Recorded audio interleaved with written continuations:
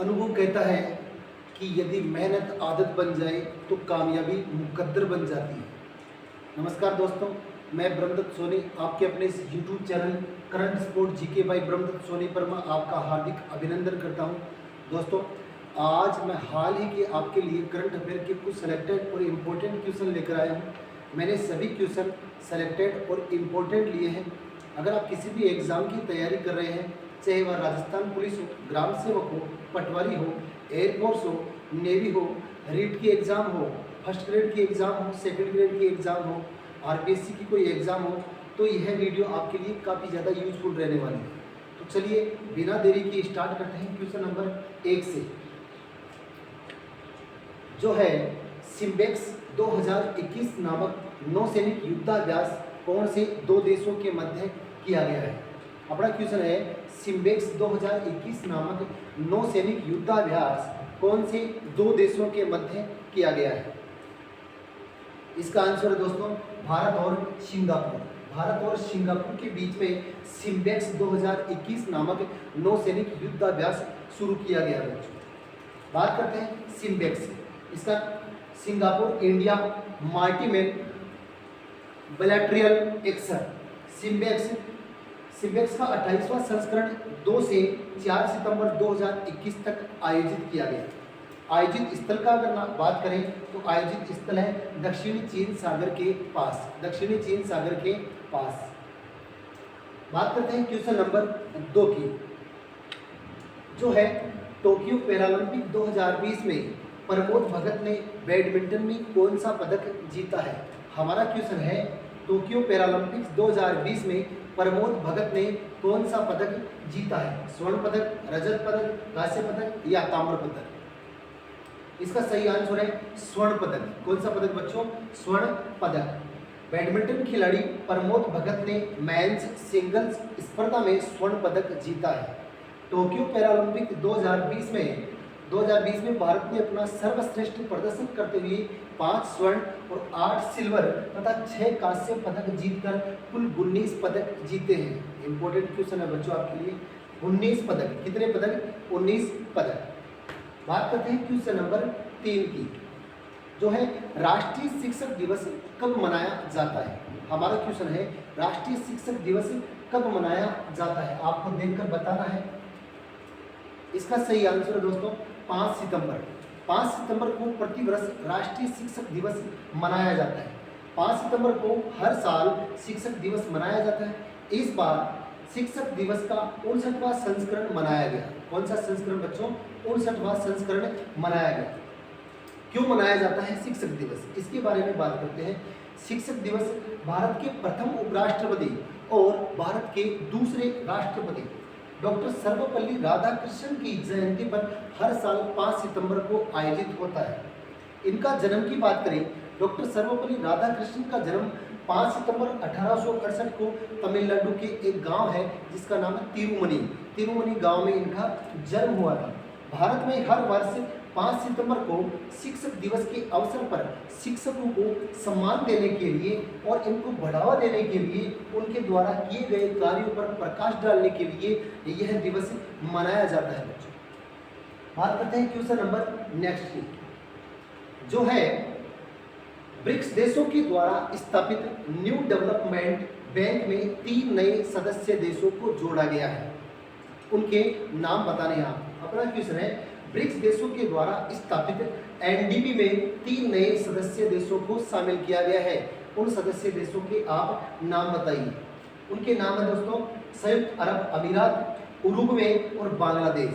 संयुक्त अरब अमीरात, उरुग्वे और बांग्लादेश, इन तीनों देशों को शामिल किया गया है बच्चों। किसमें? ब्रिक्स में। ब्रिक्स में पहले सदस्य देशों की बात करें तो ब्रिक्स में सदस्य देश पहले 5 थे, लेकिन अब 3 को मिलाकर ब्रिक्स में सदस्य देश कितने हो गए? 8। बात करें B for Brazil, R for Russia, B for Brazil, R for Russia, I for India और C फॉर चाइना। सबसे जो लास्ट का देश था वो साउथ अफ्रीका था बच्चों। कौन सा था? South Africa. ब्रिक्स में पहले 5 सदस्य देश थे, लेकिन अब इन तीनों को मिलाकर संयुक्त अरब अमीरात, उरुग्वे और बांग्लादेश को मिलाकर अब ब्रिक्स देशों की जो संख्या है वो 8 हो गई है बच्चों। कितनी? 8। ब्रिक्स देशों द्वारा स्थापित न्यू डेवलपमेंट बैंक में 3 नए सदस्य देशों को शामिल किया गया है। पूर्व में ब्रिक्स देशों में ब्राजील, रूस, भारत, चीन और दक्षिण अफ्रीका शामिल थे। पूर्व में ब्रिक्स देशों में ब्राजील, रूस, भारत, चीन और दक्षिणी अफ्रीका शामिल थे, लेकिन अब 3 नए देशों के साथ ब्रिक्स देशों की संख्या 8 हो गई है। इंपॉर्टेंट क्वेश्चन है दोस्तों आपके लिए। इसकी स्थापना की बात करें, ब्रिक्स की स्थापना की बात करें तो ब्रिक्स की स्थापना 2006 में हुई थी। अगर ब्रिक्स के मुख्यालय की बात करें बच्चों, तो ब्रिक्स का जो मुख्यालय है वह शंघाई में है। शंघाई कहाँ पर पड़ता है? चीन में। कहाँ पर?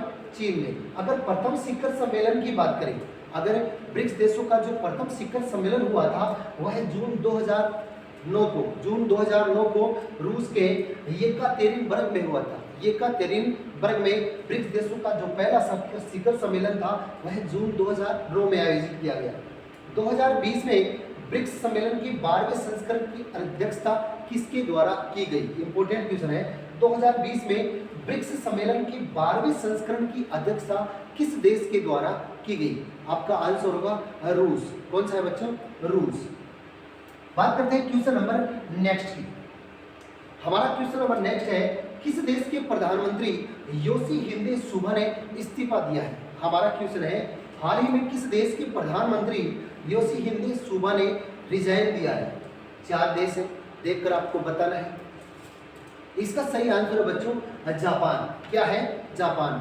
जापान के प्रधानमंत्री योशिहिदे सुगा ने हाल ही में इस्तीफा दिया है। बात करते हैं जापान के बारे में। जापान एशिया महाद्वीप में स्थित है। जापान की राजधानी की बात करें तो जापान की जो राजधानी है दोस्तों वो टोक्यो है। क्या है बच्चों?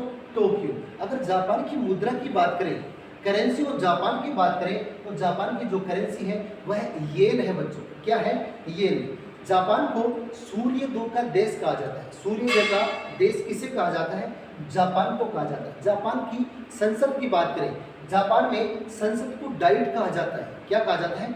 डाइट। अगर जर्मनी की बात करें, जर्मनी में इसी संसद को बुंडेस्टैग के नाम से जाना जाता है बच्चों। क्या? बुंडेस्टैग। अगर भारत की बात करें, भारत में इसी व्यवस्थापिका को संसद के नाम से जाना जाता है। अगर ब्रिटेन की बात करें, ब्रिटेन में इसी व्यवस्थापिका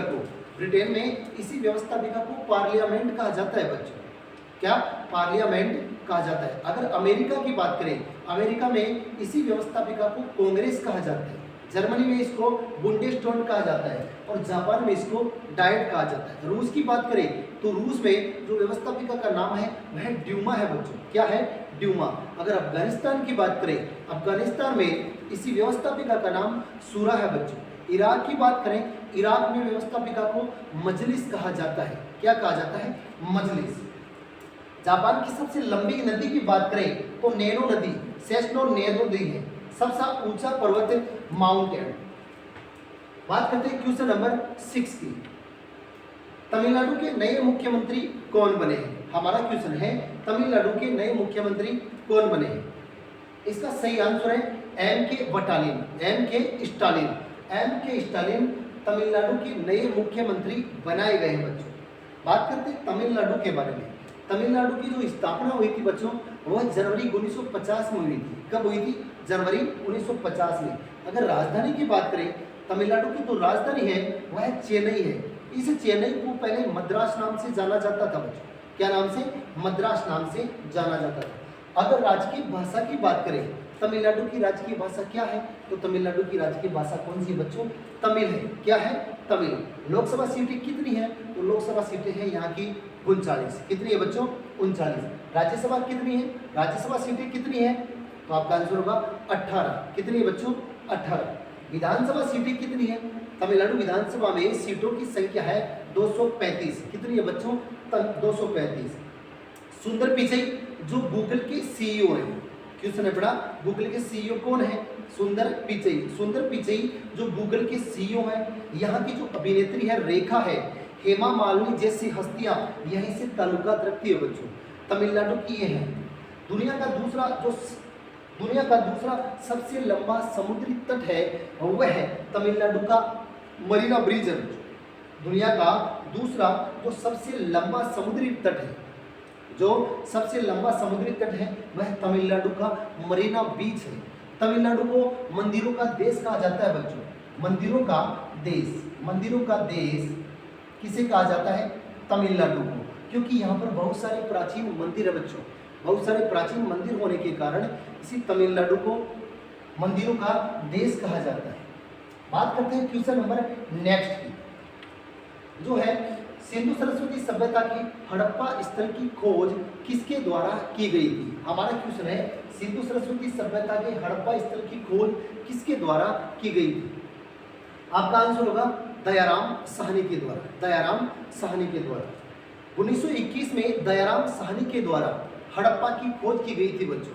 हड़प्पा पाकिस्तान में, कहाँ पर? पाकिस्तान में। हड़प्पा पाकिस्तान में सिंधु नदी की सहायक नदी है जिसका नाम है रावी नदी। कौन सी? रावी नदी। रावी नदी के दाएं तट पर, रावी नदी के दाएं तट पर कौन सा स्थित है? हड़प्पा स्थल। और हड़प्पा की खोज किसके द्वारा की गई थी? दयाराम साहनी के द्वारा, दयाराम साहनी के द्वारा। मोहनजोदड़ो भी पाकिस्तान में बच्चों, मोहनजोदड़ो का जो उत्खनन था वो 1922 में किया गया था। किसके द्वारा? राखाल दास बैनर्जी के द्वारा, राखाल दास बैनर्जी, राखाल दास बैनर्जी के द्वारा 1922 में मोहनजोदड़ो का उत्खनन किया गया। मोहनजोदड़ो पाकिस्तान के सिंध प्रांत में लरकाना जिले में है बच्चों। पाकिस्तान के जो सिंध है, सिंध राज्य है, उस सिंध राज्य के लरकाना जिले में स्थित है बच्चों। और जो हड़प्पा है वह हड़प्पा पाकिस्तान के पंजाब में स्थित है, पाकिस्तान के पंजाब में। और हड़प्पा की जो खोज की गई थी वह दयाराम साहनी के द्वारा की गई थी। किसके निर्देशन में? 1904 में पुरातत्व विभाग का एक अधिकारी बना था जिसका नाम मार्शल था बच्चों। मार्शल के निर्देशन में यहाँ पर खुदाई का कार्य शुरू किया गया। मार्शल के निर्देशन में 1921 में दयाराम साहनी के द्वारा हड़प्पा स्थल की खोज की गई। बात करते हैं क्वेश्चन नंबर नेक्स्ट की, जो है पर्याप्त प्रशस्ति किससे संबंधित है? पर्याप्त प्रशस्ति किससे संबंधित है? आपका आंसर होगा समुद्रगुप्त। कौन सा? समुद्रगुप्त। पर्याप्त प्रशस्ति बच्चों इलाहाबाद में, कहाँ पर? इलाहाबाद में, उत्तर प्रदेश के इलाहाबाद में पर्याप्त प्रशस्ति समुद्रगुप्त के जो दरबारी कवि थे जिनका नाम हरिसेन था, हरिसेन ने पर्याप्त प्रशस्ति उत्तर प्रदेश के इलाहाबाद में उत्कीर्ण करवाई थी।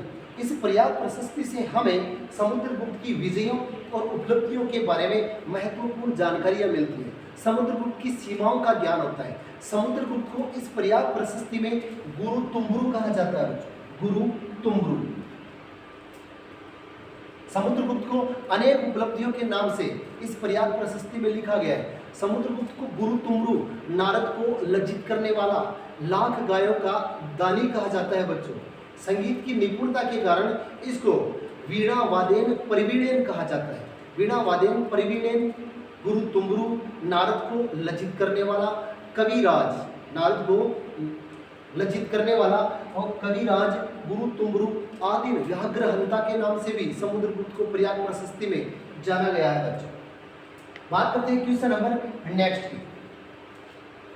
नेक्स्ट क्वेश्चन है यूनेस्को की विश्व धरोहर में सिंधु सरस्वती सभ्यता का धोलावीरा को शामिल किया गया है। यूनेस्को की विश्व धरोहर सूची में हाल ही में धोलावीरा को शामिल किया गया है। वर्तमान में धोलावीरा किस शहर में स्थित है?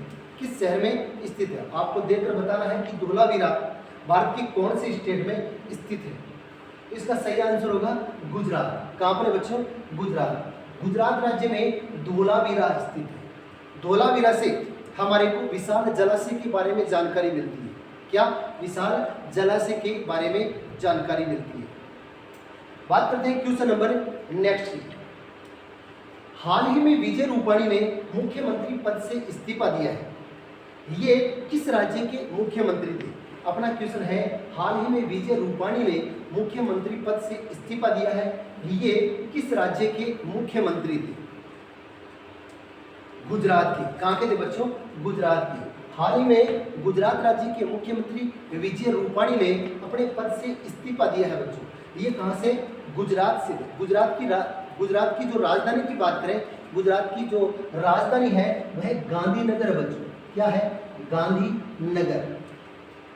गुजरात की राजधानी गांधीनगर। अगर गुजरात के राज्यपाल की बात करें तो गुजरात के जो राज्यपाल है वह आचार्य देवव्रत है बच्चों। कौन सा है?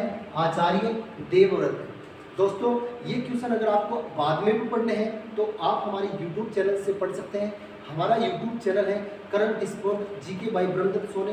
दोस्तों यह आपको वीडियो कैसी लगी, मेरा पढ़ाया हुआ आपको कैसा लग रहा है, यह आपको कमेंट करके बताना है। थैंक यू, जय हिंद।